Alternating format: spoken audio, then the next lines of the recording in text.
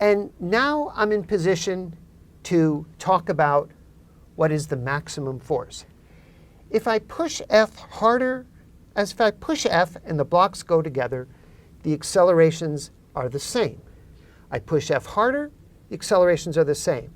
I push F harder, and I push F so hard that the static friction is no longer reaches its maximum value. And if I push F harder than that, I will not have, the static friction can't get bigger, and the blocks 1 and 2 will start to slip relative to each other. So my no slipping condition is that I want two things. A1 equals A2, we'll call that A, and the maximum force condition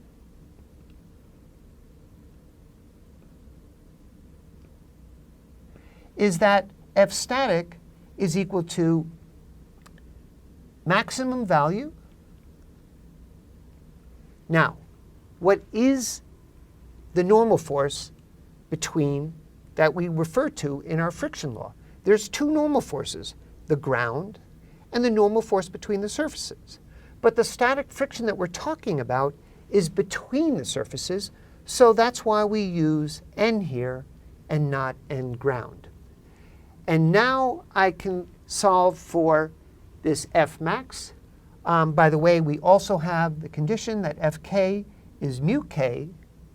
What normal force are we talking about? N, which we've called N ground 1. And now I look at my equations, and my goal is to solve for F. I know Ng1 from this equation. It's just equal to M1g plus N. I know N from that equation.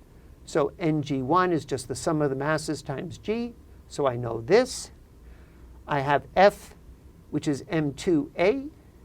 And I can now apply my result.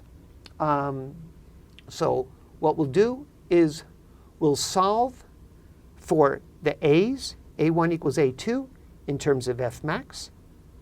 So over here, we have that A is F over M2. That's from this equation. And now I'll substitute A1 is equal to that. I'll substitute that there.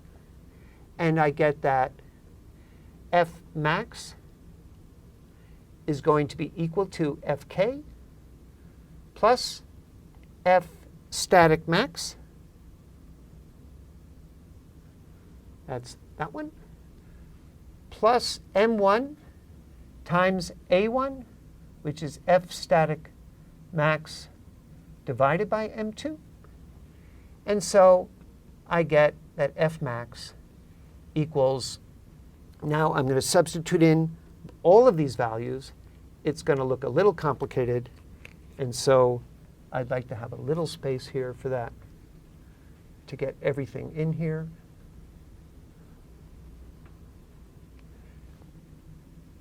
And we'll see that it's equal to mu k m1 plus m2g, fk mu k plus m1 2 mg, plus F static max times 1 plus m1 over m2.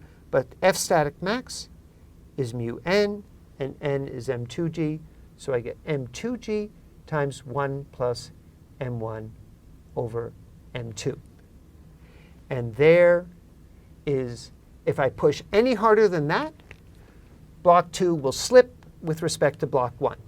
Again, all of our terms have the dimensions of acceleration. This is dimensionless, 1 dimensions of acceleration. And we did miss one little thing. We missed the coefficient of static friction. And there we have it. Tricky problem.